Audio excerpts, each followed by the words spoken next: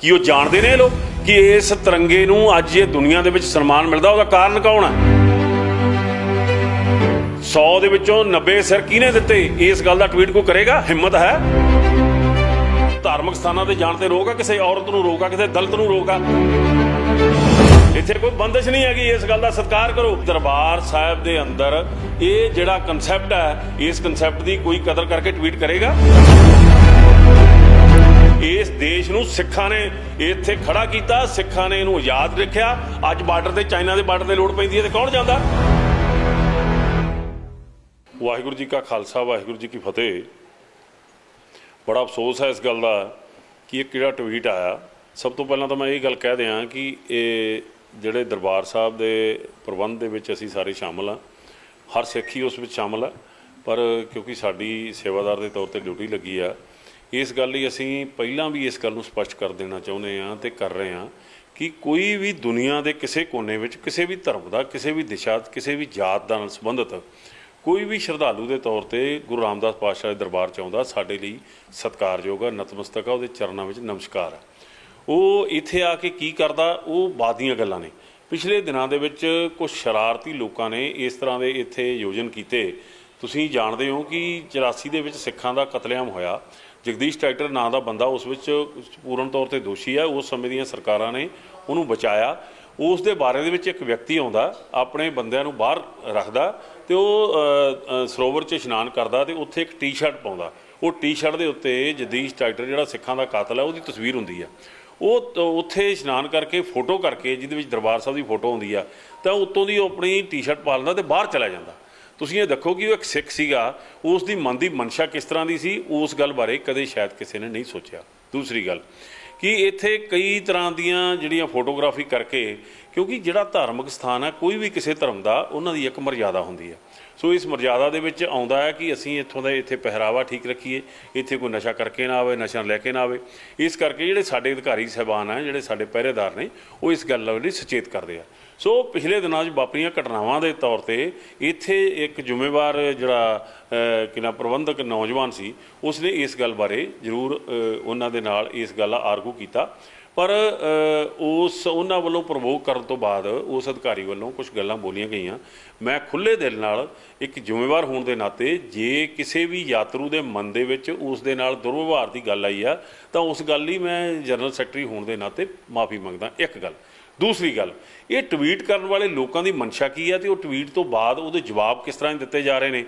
मैनूं लगदा कि मेरा जिहड़ा सिर है वो शर्म नाल झुकदा, क्योंकि इस देश सानूं ये दस्सिया जा रहा कि पंजाब देश का हिस्सा नहीं, कि उन्होंने इस गल का पता नहीं कि इस हिंदुस्तान को आज़ाद कराउण लई इसे उस गुरु धाम जिन्हों एक खालिस्तान की काबज होने की गल करते हैं, उन्होंने इस देश को आज़ाद करवाया। कि वो जानते ने लोग कि इस तिरंगे नूं अज ये दुनिया के सन्मान मिलता, उसका कारण कौन है? 100 दे विचों 90 सिर किहने दित्ते? इस गल का ट्वीट कोई करेगा? हिम्मत है? ਇਹਦੇ 'ਚ ਮਨਸ਼ਾ ਮਾੜੀ ਹੈ, ਇਹਦੇ 'ਚ ਜਾਣਬੁੱਝ ਕੇ ਸਿੱਖਾਂ ਨੂੰ ਬਦਨਾਮ ਕੀਤਾ ਜਾ ਰਿਹਾ, ਸਿੱਖਾਂ ਦੇ ਧਾਰਮਿਕ ਪ੍ਰਬੰਧ ਨੂੰ ਬਦਨਾਮ ਕਰਨ ਦੀ ਕੋਸ਼ਿਸ਼ ਹੈ। ਮੈਂ ਚਾਹਾਂਗਾ ਕਿ ਜਿਹੜੇ ਲੋਕ ਅੱਜ ਟਵੀਟ ਕਰਕੇ ਇਸ 'ਤੇ ਸਵਾਲ ਕਰ ਰਹੇ ਨੇ, ਉਹ ਆਪਣੇ ਅੰਦਰ ਝਾਤੀ ਮਾਰਨ ਕਿ ਇਸ ਦੇਸ਼ ਨੂੰ ਆਜ਼ਾਦ ਕਿਹਨਾਂ ਨੇ ਕਰਵਾਇਆ। ਇਸ ਦੇਸ਼ ਦੇ ਆਗੂ ਜਿਹਨੂੰ ਮਹਾਤਮਾ ਗਾਂਧੀ ਮੰਨਦੇ ਆ, ਜਿਹਦੇ ਤੇ ਕਿ ਨਾ ਰਾਜਘਾਟ ਤੇ ਜਾ ਕੇ ਜਿਹਨੂੰ ਸਿਰ ਝੁਕਾਉਂਦੇ ਨੇ ਇੱਥੋਂ ਦੇ ਰਾਜਨੀਤਿਕ ਲੋਕ, ਉਹ ਗਾਂਧੀ ਨੇ ਇਹ ਗੱਲ ਕਹਿਤੀ ਸੀ ਕਿ ਇਸੇ ਦਰਬਾਰ ਸਾਹਿਬ ਦੀ ਸ਼੍ਰੋਮਣੀ ਗੁਰਦੁਆਰਾ ਪ੍ਰਬੰਧਕ ਕਮੇਟੀ ਨੇ अंग्रेज़ों तो जिहड़े गुरुद्वारे आज़ाद करवाए सी, ते उन्होंने ये गल कही सी, ये गल सुन लैण ते पढ़ लैण, उन्होंने ये गल कही सी कि देश की आज़ादी की पहली लड़ाई जित्ती गई आ। इस गल नूं किसी ने सोचिया? ये गल सोची किसी ने? कदे कही किसी ने कि ये एक ऐसा स्थान है? मेरी ये गल कहण ते किसी नूं इतराज़ होवे तो कोई गल नहीं, पर मेरे मन च भावना गलत नहीं है, क्योंकि दरबार साहिब दे अंदर ये जिहड़ा कंसैप्ट है, इस कंसैप्ट की कोई कदर करके ट्वीट करेगा? इस देश के अंदर बड़े बड़े कि ना मंदिर ने, रब के मंदिर ने, भगवान के मंदिर ने, उन्होंने मंदिरों के बाहर बोर्ड लगे दिखाई नहीं दे रहे जिथे कहते हैं कि किसी दूसरे धर्म का बंदा इतने आ नहीं सकता।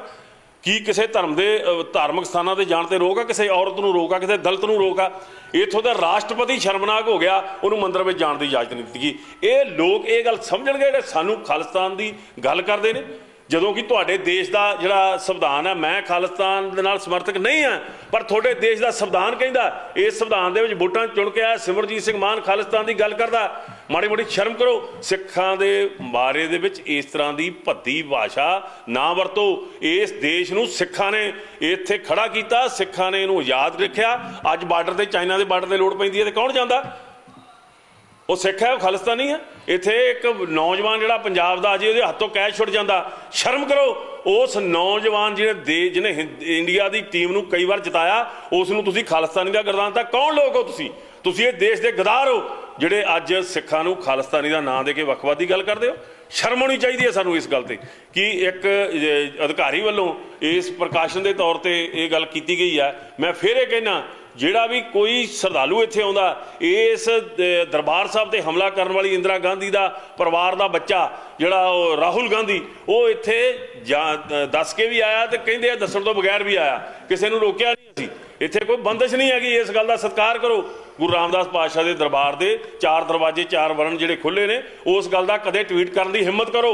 ਇਸ ਦੇਸ਼ ਨੂੰ ਆਜ਼ਾਦ ਕਰਾਉਣ ਵਾਲੇ ਸਿੱਖ ਆ ਜਿਹੜੇ, ਉਹਨਾਂ ਦੇ ਇਤਿਹਾਸ ਨੂੰ ਯਾਦ ਕਰੋ ਕਿ ਇਸ ਦੇਸ਼ ਨੂੰ ਅੱਜ ਵੀ ਇਹ ਯਾਦ ਰੱਖਿਆ। ਤੇ ਦੱਸੋ ਜਿਹੜਾ ਕ੍ਰਿਕਟਰ ਸੀਗਾ ਉਹਨੂੰ ਖਾਲਿਸਤਾਨੀ ਕਹਿਣ ਵਾਲੇ ਕੌਣ ਸੀ? ਤੇ ਤੁਸੀਂ ਉਸ ਦਾ ਜਵਾਬ ਦਿੱਤਾ ਕਿ ਉਹ ਖਾਲਿਸਤਾਨੀ ਆ, ਕਿ ਉਹ ਵੱਖਵਾਦੀ ਆ। ਅੱਜ ਵੀ ਦੇਸ਼ ਲਈ ਖੇਡ ਰਿਹਾ, ਕੱਢ ਕੇ ਬਾਹਰ ਮਾਰੋ ਉਹਨੂੰ। ਸੋ ਇਸ ਤਰ੍ਹਾਂ ਦਾ ਬਹੁਤ ਗੰਦਾ ਵਿਵਹਾਰ ਕੀਤਾ ਜਾ ਰਿਹਾ। ਮੈਨੂੰ ਬੜੀ ਸ਼ਰਮ ਆ ਰਹੀ ਹੈ ਕਿ ਉਸ ਟਵੀਟ ਦੇ ਥੱਲੇ ਇਹੋ ਜਿਹੇ ਲੋਕਾਂ ਦੇ ਕਮੈਂਟ ਨੇ। ਮੈਂ ਕਹਿਣ ਤੋਂ ਗੁਰੇਜ਼ ਨਹੀਂ ਕਰਦਾ ਕਿ ਇਸ ਦੇਸ਼ ਦੇ ਵੱਡੇ ਉੱਚ ਰੁਤਬਿਆਂ ਤੇ ਬੈਠੇ ਲੋਕਾਂ ਨਾਲ ਉਹਨਾਂ ਦਾ ਸੰਬੰਧ ਹੈ। ਅਸੀਂ ਪਹਿਲਾਂ ਵੀ ਇਹ ਗੱਲ ਕਹਿੰਦੇ ਹਾਂ ਕਿ ਜਾਣ-ਬੁੱਝ ਕੇ ਸਿੱਖਾਂ ਨੂੰ ਬਦਨਾਮ ਕਰਨਾ, ਸਿੱਖਾਂ ਦੇ ਪ੍ਰਬੰਧ ਨੂੰ ਦੋਸ਼ੀ ਠਹਿਰਾਉਣ ਦੀ ਗੱਲ ਕੀਤੀ ਜਾ ਰਹੀ ਹੈ। ਜਿਹੜੇ ਅੱਜ ਪੰਜਾਬ ਦੇ ਅੰਦਰ ਕਿੰਨੇ ਨੌਜਵਾਨ ਆ ਜਿਹੜੇ ਇਸ ਤਿਰੰਗੇ 'ਚ ਲਿਪਟ ਕੇ ਆਉਂਦੇ ਨੇ। ਤੁਹਾਡੇ ਦੇਸ਼ ਦੇ ਵੱਲੋਂ ਕਿੰਨੇ ਸਿੱਖ ਨੁਮਾਇੰਦਗੀ ਕਰਦੇ ਨੇ?